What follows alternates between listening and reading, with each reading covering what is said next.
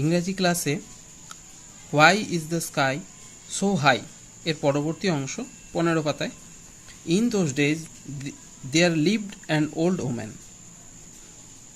তখন সেখানে একজন বৃদ্ধা বাস করতেন, বা সেই সব দিনে বা সেই সময়। She was the oldest woman in the village.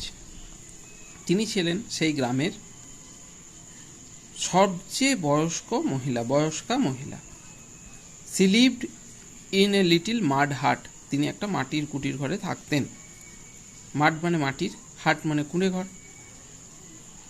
Her hut was beside a paddy field. তার ওই কুঁড়ে ঘরটা ছিল একটা ধান ক্ষেতের পাশেই।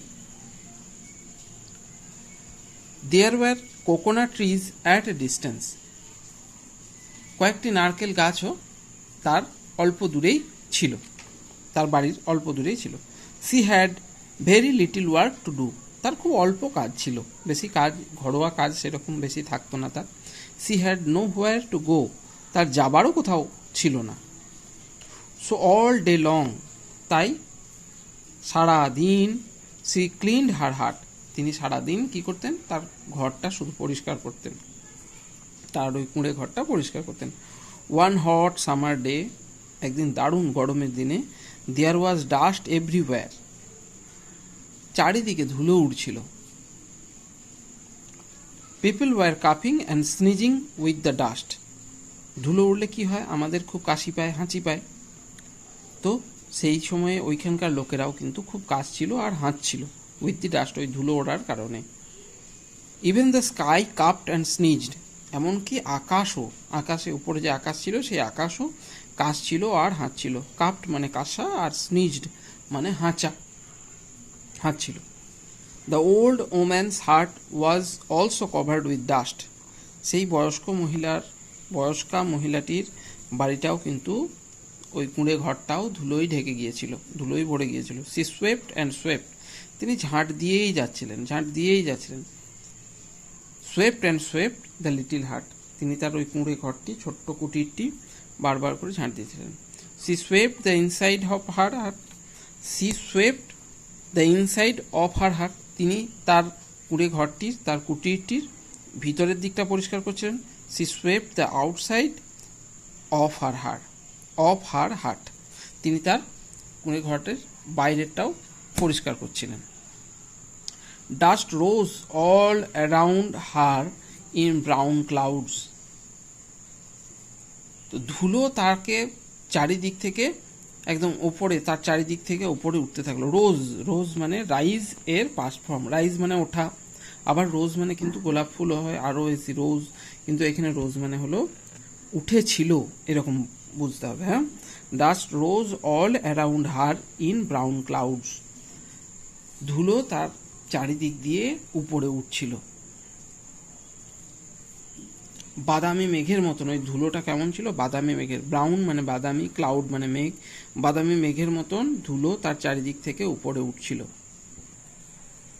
The sky could not breathe easily. আকাশ ভালো করে শ্বাস নিতে পারছিল না, ধুলো উঠছিল তো, তাই আকাশ ভালো করে শ্বাস নিতে পারছিল না। দেখো আকাশের কি অবস্থা, এই যে এটা আকাশ, এই যে। The sky could not breathe easily. The dust got into his nose and made him sneeze. ধুলো তার নাকে ঢুকে গিয়েছিল আর তার মানে হাঁচি শুরু হলো, তার হাঁচি চলে এসছে। দ্য স্নিজ শুক the world with its loud sound. তাহলে দ্য স্নিজ শুক the world with his loud sound. শুক মানে শেক, SHAKE, শেক মানে নড়ানো, শেকের পাস্ট ফর্ম শুক। তাহলে ওই হাঁচিটাতে আকাশ কেঁপে উঠল, নড়ে উঠল। The sneeze of the sky was thunder. আকাশের ওই যে হাঁচি, সেটা হলো মেঘ গর্জন। এখন যেরকম মেঘ ডাকছে বাইরে, সেরকমই আকাশের হাঁচিটা কিন্তু মেঘ গর্জন। People covered their heads and ran indoors in fear. People covered their heads and ran indoors in fear. মানুষ তাদের মাথা ঢেকে নিল এবং র্যান, র্যান মানে run, are U N, run মানে দৌড়ানো, তোমরা রান জানো, রান দৌড় হয়, সেই রান থেকে র্যান, র্যান মানে দৌড়ে চলে গিয়েছিল, ভয়ে তারা ঘরের ভিতরে ঢুকে পড়েছিল। But the old woman kept on sweeping with her broom, কিন্তু সেই বয়স্ক মহিলাটি কিন্তু ঘরে যাননি, তিনি কি করছিলেন, শুধু ঝাঁট দিয়েই যাচ্ছিলেন। কেপ্ট অন সুইপিং, ঝাঁট দিয়েই যাচ্ছিলেন, এই দেখো ঝাঁট দিয়েই যাচ্ছে। The dust from her broom got into the sky's eyes and made them water.